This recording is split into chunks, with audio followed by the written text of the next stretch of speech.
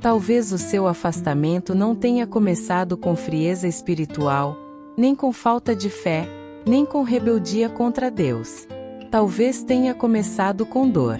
Uma dor silenciosa, profunda, acumulada ao longo do tempo. Uma dor que ninguém viu, ninguém validou, ninguém cuidou. Você não parou de orar porque deixou de acreditar. Você parou porque toda vez que tentava se aproximar, algo dentro de você se contraía, como se estivesse prestes a ser ferido outra vez. Existe um tipo de sofrimento que não nasce do pecado, mas da confusão entre Deus e pessoas que usaram o nome dele para controlar, ferir, envergonhar e silenciar. E esse tipo de ferida não grita. Ela se cala. Ela se esconde. Ela se manifesta em cansaço espiritual, em culpa sem nome, em medo de errar, em uma sensação constante de nunca ser suficiente. Quantas vezes você tentou agradar a Deus e terminou se sentindo menor? Quantas vezes ouviu que precisava ter mais fé, mais oração, mais submissão, enquanto sua alma implorava por descanso? Talvez você tenha aprendido que questionar era pecado, que sentir era fraqueza, que chorar era falta de maturidade espiritual. E, aos poucos, a fé que deveria ser abrigo virou peso. A presença de Deus, que deveria trazer paz, passou a gerar tensão. Não porque Deus mudou, mas porque a imagem dele foi distorcida diante de você. E quando a dor se torna insuportável, a alma faz o que consegue para sobreviver. Ela se afasta. Não por desprezo, mas por autoproteção. Essa mensagem não é para quem se afastou de Deus por orgulho. É para quem se afastou para não quebrar por dentro. Para quem sente saudade de uma fé simples, leve, verdadeira, mas não consegue mais voltar para o mesmo lugar emocional. Para quem ama a Deus, mas tem medo do que vem junto quando tenta se aproximar. Se hoje o nome dele desperta mais angústia do que consolo, não se apresse em se culpar. Talvez isso não seja frieza espiritual. Talvez seja uma ferida ainda aberta. Talvez seja um trauma espiritual que nunca foi reconhecido. E se você chegou até aqui, é porque Deus não se afastou de você em nenhum momento. Ele nunca confundiu sua dor com falta de fé. Ele nunca interpretou seu silêncio como rejeição. Ele viu cada lágrima escondida, cada oração interrompida, cada noite em que você pediu forças apenas para continuar. Esta palavra não vem para te acusar, mas para te alcançar. Porque antes de restaurar sua fé, Deus quer restaurar sua alma.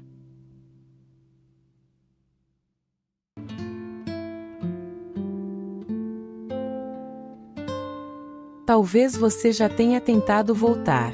Talvez tenha aberto a Bíblia com esperança, mas fechado rapidamente porque o coração começou a acelerar.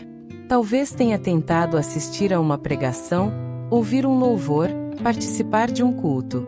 E, em vez de paz, sentiu um aperto no peito, uma vontade de sair, uma sensação estranha de não pertencer mais àquele lugar. Você olha para os outros demonstrando alegria espiritual e se pergunta, em silêncio: o que há de errado comigo? E essa pergunta dói, porque ninguém te ensinou que é possível amar Deus, ao mesmo tempo, estar machucado pela religião. Você não perdeu a fé. Você perdeu a segurança emocional. Você não se afastou porque esfriou espiritualmente, mas porque se cansou de se sentir inadequado. Talvez tenham te ensinado que Deus só se agrada de quem nunca questiona, nunca falha, nunca sente demais. Talvez você tenha aprendido que precisava se anular para ser aceito, que precisava suportar tudo em silêncio para provar maturidade espiritual. E você suportou. Suportou abusos emocionais, palavras duras, cobranças excessivas, manipulações disfarçadas de zelo. Suportou até onde deu. Até que um dia a alma disse: não dá mais. E então veio a culpa. Porque, mesmo ferido, você ainda acreditava em Deus. Mesmo confuso, você ainda sentia saudade dele. Mas junto dessa saudade vinha o medo. Medo de se aproximar e se machucar de novo. Medo de ouvir que sua dor é falta de fé.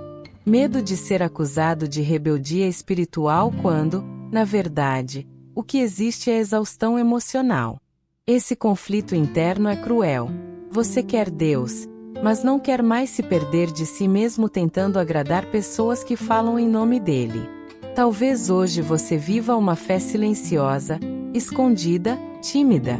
Ora pouco, fala pouco sobre Deus, evita ambientes religiosos, evita conversas espirituais profundas.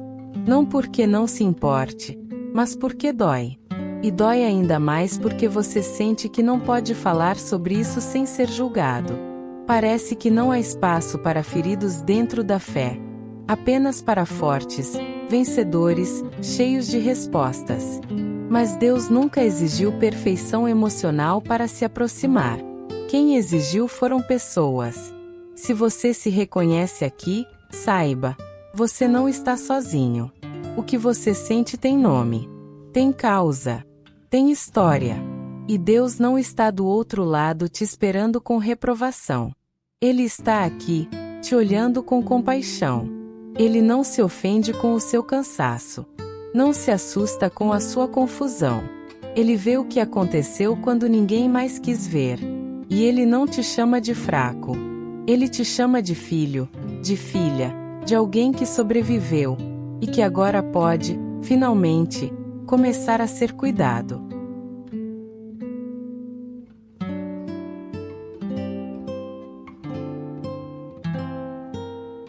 O que você sente hoje não surgiu do nada. Não apareceu porque você esfriou espiritualmente ou porque se distanciou de Deus por escolha. Existe uma raiz emocional profunda por trás desse bloqueio, dessa resistência interna, desse medo silencioso que surge quando o assunto é fé. O trauma espiritual nasce quando experiências emocionais intensas acontecem em ambientes que deveriam ser seguros. Quando o lugar que deveria acolher passa a cobrar. Quando a fé que deveria curar passa a ferir. Quando o nome de Deus é associado à vergonha, ameaça, controle ou abandono. Do ponto de vista emocional, a mente humana aprende por associação. O cérebro registra não apenas o que aconteceu, mas principalmente o que foi sentido enquanto aconteceu. Se toda vez que você buscou a Deus houve medo de errar, medo de ser punido, medo de decepcionar líderes ou pessoas espiritualmente importantes, seu sistema emocional aprendeu a se proteger. Não porque Deus seja perigoso, mas porque o ambiente se tornou ameaçador. Talvez o que ainda te prende não seja o que disseram sobre você, mas o que você sentiu naquele momento. A sensação de não ser suficiente, de estar sempre em dívida espiritual, de precisar provar valor o tempo todo. Muitas pessoas cresceram acreditando que amor divino precisava ser conquistado, que Deus se aproximava apenas quando elas estavam certas, puras, fortes, obedientes. Errar significava perder o amor. Questionar significava rebeldia. Sentir demais significava fraqueza. E, sem perceber, essas crenças criaram uma prisão interna. Você começou a se vigiar o tempo todo, a controlar pensamentos, emoções e até dúvidas. Não para agradar a Deus, mas para sobreviver emocionalmente dentro de um sistema que não permitia falhas humanas. Isso gera um conflito profundo. Uma parte de você ama Deus, outra parte tem medo dele. Uma parte sente saudade da fé, outra se retrai para não sofrer de novo. Esse conflito não é pecado. É trauma. É o resultado de ter vivido experiências espirituais sem segurança emocional. Sua alma fez o que pôde para te proteger. O afastamento, o silêncio, a dificuldade de orar, tudo isso foram estratégias inconscientes de sobrevivência. Reconhecer essa raiz não é acusar a fé, nem atacar a igreja, nem rejeitar Deus. É apenas trazer consciência. E consciência é o início da cura. Quando você entende que pode separar Deus das pessoas que o representaram mal, algo começa a se reorganizar por dentro.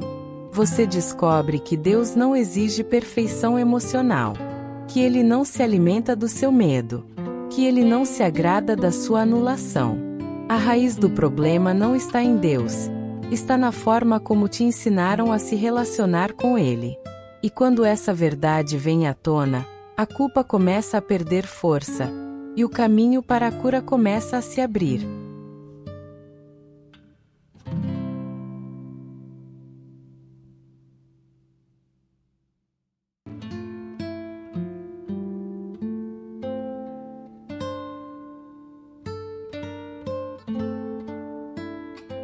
Quando o silêncio de Deus encontra um coração ferido, ele costuma ser interpretado como rejeição. Mas, biblicamente, o silêncio de Deus quase nunca foi abandono. Muitas vezes, foi proteção. Foi cuidado. Foi um tempo necessário para que o coração humano pudesse sobreviver ao processo. A Escritura mostra, repetidas vezes, que Deus trabalha intensamente nos bastidores justamente quando parece estar calado. O problema é que, quando carregamos trauma espiritual, o silêncio não soa como descanso, soa como ameaça. Por isso, este entendimento é tão importante. José é um exemplo claro. Traído pelos próprios irmãos, vendido como escravo, acusado injustamente e esquecido na prisão. Em nenhum desses momentos o texto bíblico mostra Deus explicando o porquê. Não há discursos longos, não há consolo imediato. Mas há uma frase que atravessa toda a história como um fio invisível de cuidado. O Senhor estava com José. Gênesis capítulo 39 versículo 21. Deus estava com ele no silêncio, na injustiça, no confinamento. O silêncio não era castigo. Era o espaço onde Deus estava preservando o caráter de José para um propósito maior do que ele podia imaginar naquele momento.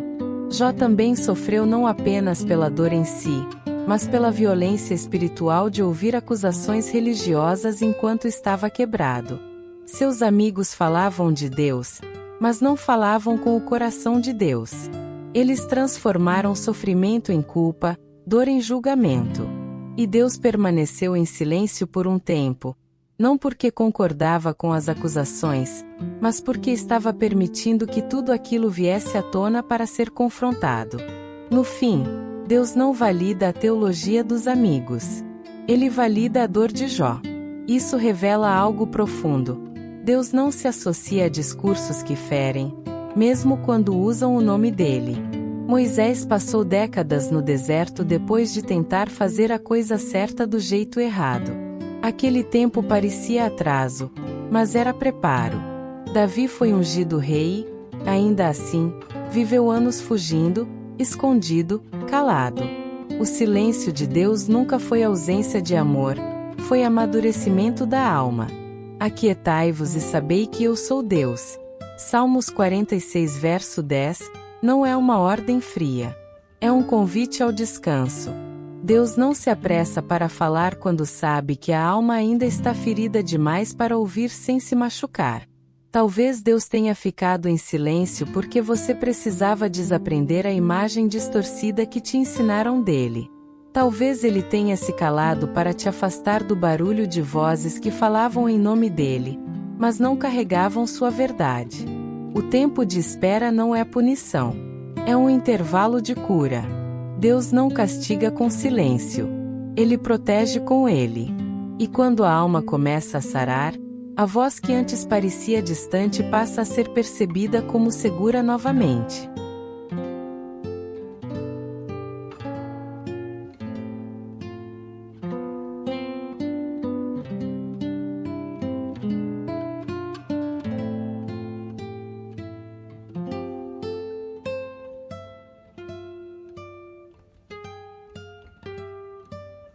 Falar de propósito no sofrimento não é romantizar a dor, nem minimizar o que você viveu. Deus não sente prazer no seu sofrimento, e a Bíblia nunca tratou a dor como algo desejável.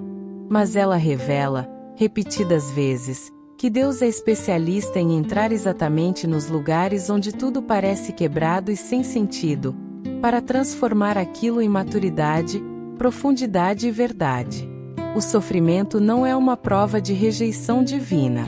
Muitas vezes, é o caminho pelo qual Deus separa o que é falso do que é essencial dentro de nós. Quando a dor chega, ela desmonta estruturas internas que pareciam sólidas, mas que estavam construídas sobre medo, desempenho e necessidade de aprovação.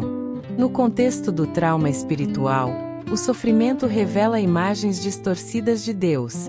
Um Deus punitivo, controlador, distante, impossível de agradar. E é exatamente aí que o processo começa. Deus permite que essas imagens caiam não para nos deixar sem chão, mas para nos dar um fundamento verdadeiro. Um Deus que só se aproxima quando você acerta não é o Deus da Bíblia.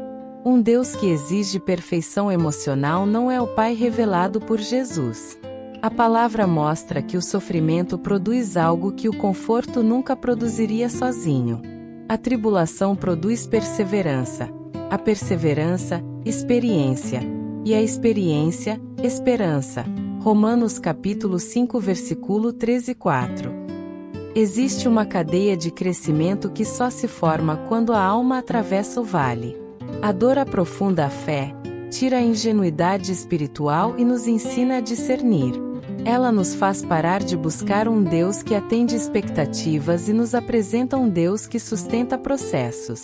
O sofrimento também nos devolve humanidade. Ele nos ensina limites. Ensina que não somos salvadores de ninguém.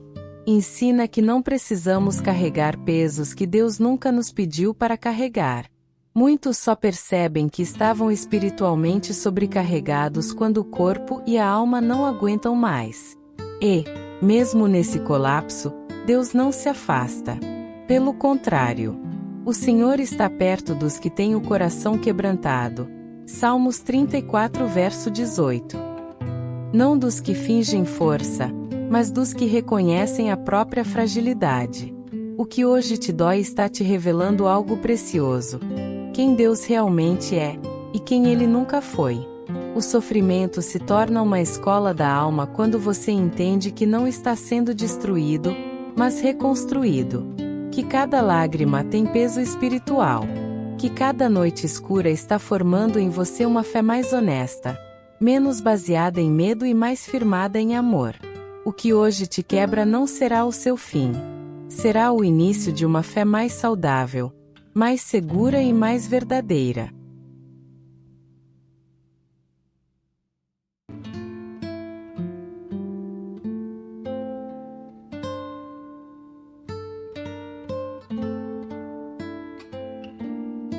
Chega um momento no processo em que algo muda por dentro, mesmo que nada ainda tenha mudado por fora. Não é quando todos os problemas se resolvem, nem quando as feridas desaparecem completamente. A virada espiritual acontece quando a compreensão alcança o coração. Quando você percebe que não foi rejeitado, foi preservado. Que não estava sendo punido, estava sendo lapidado. Que Deus não se afastou de você, Ele apenas não se encaixava mais na imagem distorcida que te ensinaram a chamar de Deus. Essa virada não acontece com barulho. Ela acontece em silêncio, como uma revelação suave que reorganiza tudo por dentro. É quando a culpa começa a perder força. Quando o medo já não governa mais suas decisões espirituais. Quando você entende que Deus nunca exigiu que você se anulasse para ser amado. Pelo contrário, Jesus sempre chamou as pessoas para a vida, para a verdade, para a liberdade. Conhecereis a verdade, e a verdade vos libertará. João capítulo 8 versículo 32. A verdade não oprime. A verdade cura. O apóstolo Paulo viveu essa virada. Ele pediu a Deus, repetidas vezes, que tirasse o espinho que o afligia. Mas a resposta que recebeu não foi remoção imediata da dor, e sim revelação de propósito. A minha graça te basta, porque o meu poder se aperfeiçoa na fraqueza. 2 Coríntios capítulo 12 versículo 9. Deus não retirou o processo, mas garantiu presença. Ele não disse: seja mais forte. Ele disse: permaneça, eu estou com você. Essa é a virada espiritual. Entender que a presença de Deus não depende da sua força emocional, mas da fidelidade dele. Quando essa compreensão chega, algo se quebra, mas é a prisão interna. A ideia de que você precisava merecer amor. A crença de que questionar afastava Deus. A mentira de que sentir demais era sinal de imaturidade espiritual. A virada acontece quando você aceita que Deus não está decepcionado com você. Ele está comprometido com a sua cura. O Senhor é misericordioso e compassivo, tardio em irar-se e grande em amor. Salmo 103, verso 8. Nesse ponto do caminho, a fé deixa de ser um lugar de medo e começa, lentamente, a se tornar um lugar seguro. Ainda existem dúvidas. Ainda existem feridas. Mas agora existe algo novo. Esperança sem culpa. Você entende que Deus ainda está escrevendo a sua história. Que nenhum capítulo foi desperdiçado. Que o silêncio foi cuidado. Que o processo foi amor. E essa compreensão não te paralisa. Ela te levanta. Você não está sozinho. Nunca esteve. Deus esteve presente nos dias em que você achou que ele tinha ido embora. Ele sustentou você quando sua fé não dava conta. E agora, nessa virada espiritual, ele te chama não para voltar a ser quem você era antes da dor, mas para se tornar alguém mais inteiro, mais consciente e mais livre do que nunca.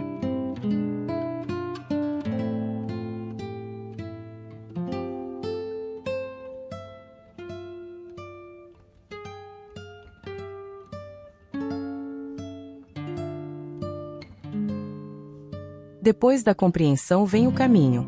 Cura não acontece apenas porque você entendeu o que viveu, mas porque você decide, dia após dia, caminhar em direção à verdade com Deus. Libertação não é um evento isolado, é um processo consciente. E o primeiro passo desse caminho é parar de fugir da dor. Não fugir minimizando, espiritualizando ou fingindo que já superou. Começar a cura é ter coragem de dizer a Deus exatamente onde ainda dói, sem frases prontas, sem medo de ser rejeitado. Deus não se assusta com a sua verdade. Ele se aproxima dela. Muitas pessoas tentaram se curar pulando etapas, perdoando rápido demais, voltando a ambientes que ainda machucam, exigindo de si mesmas uma fé que o coração ainda não consegue sustentar. Mas Jesus nunca apressou processos. Ele perguntava, escutava, acolhia, tocava com cuidado. Cura verdadeira começa quando você respeita o ritmo da sua alma. Perdão, por exemplo, não é negar o que aconteceu nem se colocar novamente em situações abusivas. Perdão é soltar o controle que a dor ainda exerce sobre você. É escolher não viver mais prisioneiro do passado. Outro passo essencial é permitir que Deus acesse áreas que você aprendeu a esconder. Medos, raiva, tristeza, confusão espiritual. Tudo aquilo que te disseram que não podia sentir diante de Deus. Mas a Bíblia mostra um Deus que acolhe emoções humanas. Os salmos estão cheios de lamentos, perguntas e lágrimas. Derramai perante ele o vosso coração. Salmo 62, verso 8. Derramar não é organizar, é expor. Deus não exige uma versão arrumada de você, ele pede verdade. Cura também envolve autoconhecimento. Entender seus limites, reconhecer gatilhos, estabelecer fronteiras espirituais saudáveis. Nem todo ambiente religioso é um ambiente seguro para quem está em processo de restauração. E isso não é falta de fé, é sabedoria. Jesus se retirava de lugares quando sabia que não era o tempo. Você pode fazer o mesmo. Caminhar com Deus não significa se submeter a tudo. Significa aprender a discernir. Libertação acontece quando verdade e presença caminham juntas. Conhecereis a verdade, e a verdade vos libertará. João capítulo 8, versículo 32. Verdade sobre Deus. Verdade sobre você. Verdade sobre o que aconteceu. Quando você para de fugir da dor e começa a conversar com Deus sobre ela, algo começa a se soltar por dentro. A culpa perde força. O medo enfraquece. A fé deixa de ser pesada e começa, aos poucos, a se tornar descanso.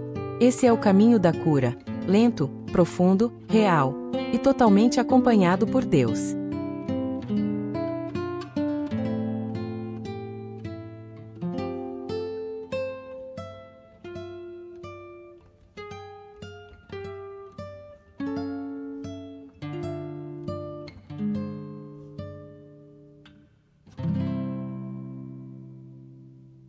Depois que a dor é reconhecida, compreendida e entregue, algo novo começa a nascer. Não é um retorno ao que era antes, porque depois do trauma, ninguém volta a ser o mesmo. É um recomeço mais consciente, mais profundo e mais verdadeiro. Deus não restaura pessoas para que finjam que nada aconteceu. Ele restaura para que vivam com propósito a partir do que viveram. O recomeço não apaga a história, ele a redime. Na Bíblia, Deus nunca desperdiça feridas. Ele as transforma em pontes.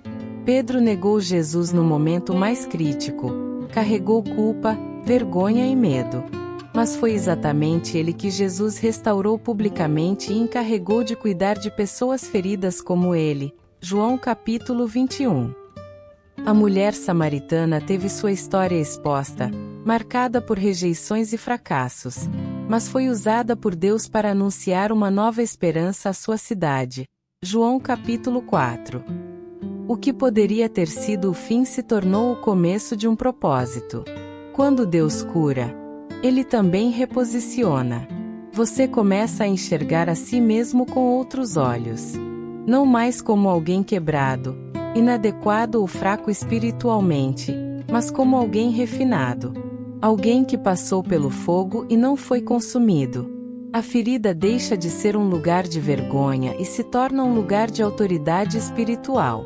Não autoridade para julgar, mas para acolher. Não para impor, mas para compreender. Pessoas curadas carregam uma linguagem que só quem sofreu consegue falar. Esse recomeço também redefine identidade. Você entende que não precisa mais provar valor espiritual, nem competir, nem se anular. Seu valor não está no que você faz para Deus, mas no que Ele já fez por você. Eis que faço novas todas as coisas. Apocalipse capítulo 21 versículo 5. Não significa que Deus cria outra pessoa. Significa que Ele transforma a mesma pessoa a partir da verdade. O passado não desaparece, mas perde o poder de definir o futuro. O que te feriu não vai te definir, vai te refinar.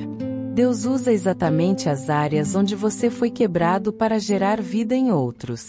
O recomeço com propósito nasce quando você aceita que sua história, inclusive as partes dolorosas, pode glorificar a Deus não pelo sofrimento em si, mas pela redenção que Ele realizou. E quando isso acontece, a fé deixa de ser sobrevivência e passa a ser missão. Uma missão silenciosa, humilde e poderosa. Viver como alguém que foi curado por dentro e agora caminha com Deus em verdade.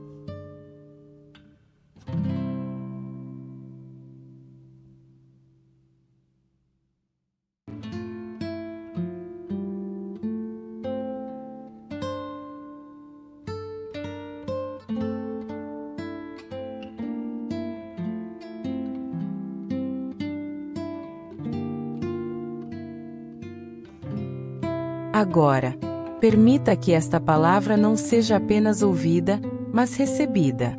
Há momentos em que Deus não fala apenas para ensinar, Ele fala para libertar. E este é um desses momentos. Em nome de Jesus, toda culpa que não veio de Deus começa a cair agora. Toda palavra lançada sobre você que não nasceu do coração do Pai perde autoridade neste instante. Toda imagem distorcida de Deus, construída por dor, medo e abuso espiritual, está sendo desmontada pela verdade. Respire fundo. Você não está atrasado. Você não está perdido. Você não foi abandonado no caminho. Deus nunca saiu do seu lado, nem nos dias em que você se sentiu distante, confuso ou espiritualmente vazio. O Senhor conhece cada detalhe da sua história, cada ferida invisível, cada oração interrompida, cada tentativa frustrada de permanecer de pé quando a alma já estava cansada demais. E Ele não te acusa por isso. Ele te acolhe. Hoje, o Espírito de Deus toca exatamente onde doeu. Onde houve manipulação, Ele traz verdade. Onde houve medo, Ele libera paz. Onde houve silêncio opressor, Ele libera descanso. Onde houve cobrança, Ele derrama graça. Você não precisa mais carregar pesos que Deus nunca colocou sobre você. Você não precisa mais provar nada para ser amado. O amor de Deus não é condicionado ao seu desempenho espiritual. Ele é aliança. Declare comigo, ainda que em silêncio. Eu não rejeitei Deus, eu sobrevivi à dor. Eu não perdi a fé, eu preservei minha alma. Eu não estou sendo punido, eu estou sendo restaurado. Receba essa verdade agora. Onde está o Espírito do Senhor, aí há liberdade. 2 Coríntios capítulo 3 versículo 17. Liberdade para sentir. Liberdade para curar. Liberdade para recomeçar. Que toda confusão espiritual seja substituída por clareza. Que toda culpa seja substituída por identidade. Que todo medo seja substituído por confiança. O Deus que te chama hoje não é o Deus do medo, é o Deus do amor. No amor não há medo, antes, o perfeito amor lança fora o medo. 1 João capítulo 4 versículo 18. O que Deus começou em você não será interrompido. O que Ele plantou no meio da dor florescerá no tempo certo. Você não está sozinho neste processo. O céu está envolvido na sua cura. Receba paz. Receba descanso. Receba a presença de um Deus que não fere, não oprime e não abandona. Ele permanece. Ele restaura. Ele cumpre.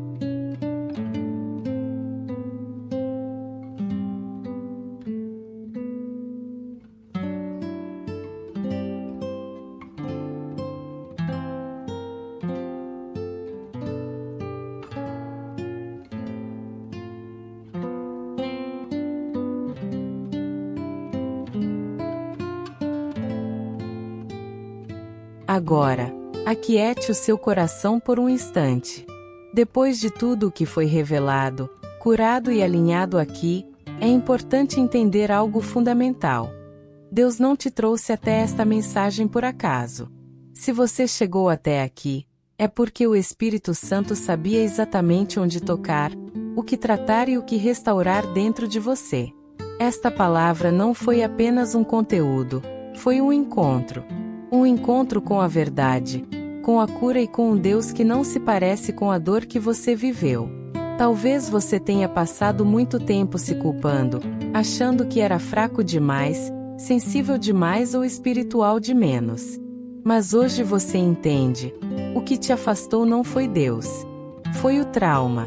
Foram palavras distorcidas. Foram experiências que feriram sua alma em nome de algo que nunca representou o coração do Pai. E reconhecer isso não é rebeldia espiritual, é maturidade emocional e fé verdadeira. A partir de agora, escolha um passo simples, mas poderoso. Converse com Deus como você é, não como te ensinaram a parecer. Fale da sua dor, da sua confusão, da sua resistência, da sua saudade dele. Deus não se ofende com a sua verdade.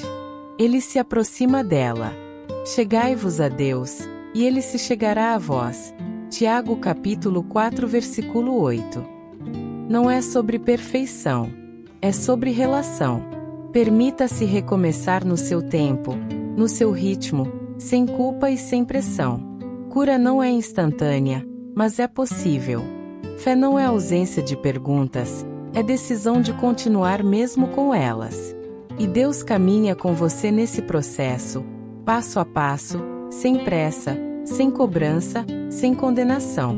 Aquele que começou a boa obra em vós há de completá-la. Filipenses capítulo 1 versículo 6.